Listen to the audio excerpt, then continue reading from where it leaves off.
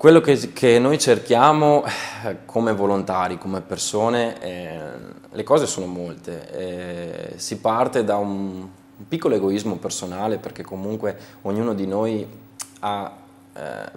affronta questo servizio in quanto ha bisogno di ricevere qualcosa.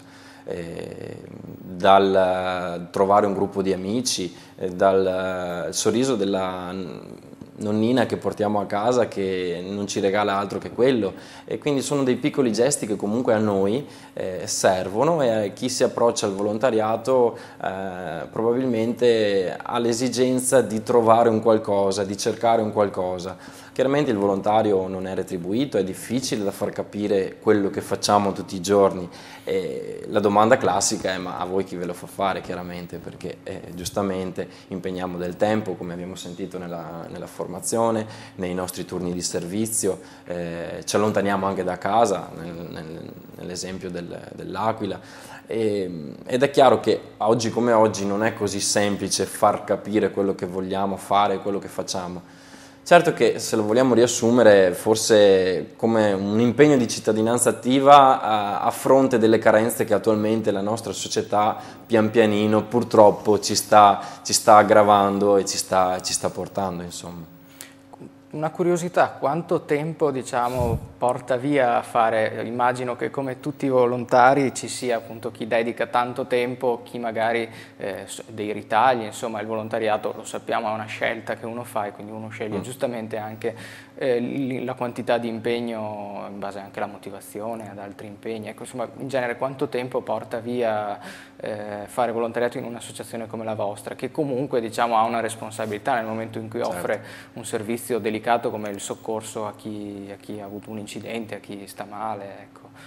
Ma ti dirò, noi abbiamo comunque, proprio per la tipologia di servizio che svolgiamo, diamo ai nostri volontari comunque un minimo di servizi che devono mettere a disposizione per l'associazione, ma questo non tanto per obbligare le persone, chiaramente per mantenere una certa praticità in quello che facciamo, ma sostanzialmente 4-5 servizi al mese, o sabato, domenica, o comunque anche durante la settimana, perché un turnista piuttosto che uno studente, una persona in pensione, ha tempo da dedicare. Poi sai, tutto dipende da quanto ti vuoi impegnare nell'associazione, perché di possibilità ce ne sono molte, abbiamo detto, dal sanitario, sociale, alla protezione civile, la scuola di formazione, quindi di attività sono molteplici, anche gli stessi progetti che con il CSV si portano avanti nel tempo, quindi di cose sono tante. Tutto sta alla volontà della persona che si approccia all'associazione, vedere, decidere quanto dedicare al volontariato.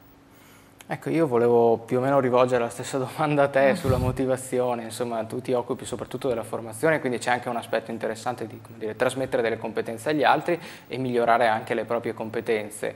Immagino che questa sia una parte della motivazione. Insomma, qual è, diciamo, anche la soddisfazione che uno trae? Io faccio parte dell'Abruzzo Soccorso da 6 anni, quindi non da tantissimo tempo. E fin da subito l'ho conosciuta per caso, dico la verità, perché io non avevo mai non sentito parlare di volontariato, però non mi ero mai affacciata a questo mondo.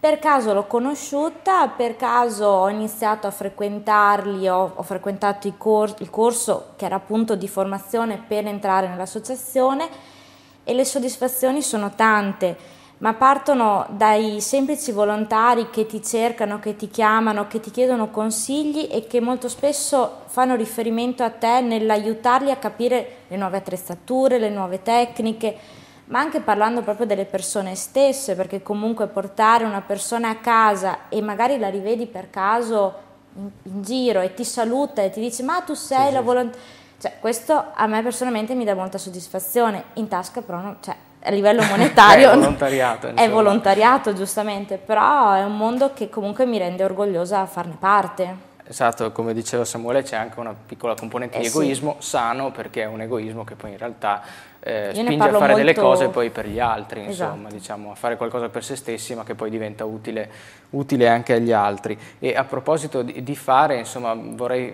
anche, so che in questo periodo per esempio c'è un corso di formazione che è rivolto proprio ad aspiranti volontari, quindi in cui vengono date le nozioni di base per chi eventualmente poi volesse rendersi utile all'interno dell'associazione, prestare servizio all'interno dell'associazione. Ecco, concretamente che cosa può fare una persona all'interno di Blu Soccorso, quanto può impegnarsi, quale tipo di attività, ecco, può svolgere chi eventualmente ci stesse ascoltando e volesse avvicinarsi a un'associazione come la vostra?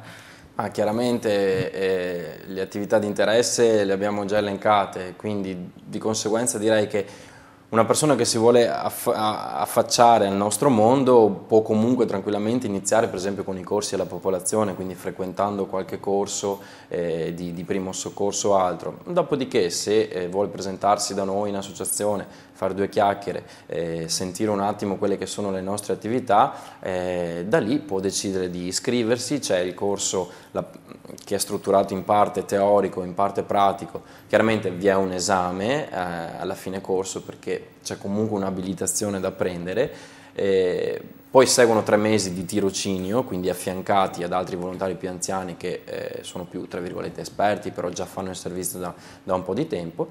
Alla fine diventi volontario attivo all'interno della nostra associazione, quindi in quel caso lì inizi a svolgere tutti i servizi. È chiaro che non c'è solo ambulanza, come abbiamo detto prima, settori come protezione civile, la formazione, il sociale comunque, per esempio noi abbiamo anche delle adozioni a distanza, seguiamo dei bambini in adozione a distanza, alcuni progetti che abbiamo fatto, per esempio anche con il CSV, c'è il progetto con Bruxelles che abbiamo inviato delle persone per gli anziani, quindi si spazia molto. Chiaramente rimaniamo nel settore sociale, quello che è il sociale, il fabbisogno sociale, la tutela dei beni comuni, perché comunque anche la protezione civile, che non è solo interventistica ma è anche prevenzione, quindi la cultura della prevenzione nel far capire alle persone, al cittadino, le modalità di comportamento in caso di eventi, in caso di necessità.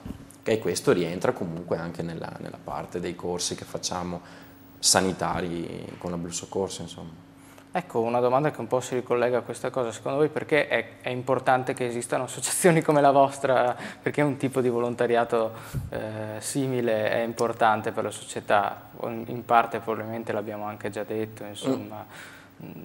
Sì, la domanda è giusta ed è difficile da rispondere. È molto difficile spiegare perché il volontariato è utile spesso, però poi in realtà... È chiaro che qui si parla di concetti che forse attualmente stiamo un po' perdendo, perché la sussidiarietà, la cittadinanza attiva, che è quella che noi cerchiamo di portare avanti, la democraticità, perché all'interno delle nostre associazioni vi è un consiglio che viene eletto dai volontari.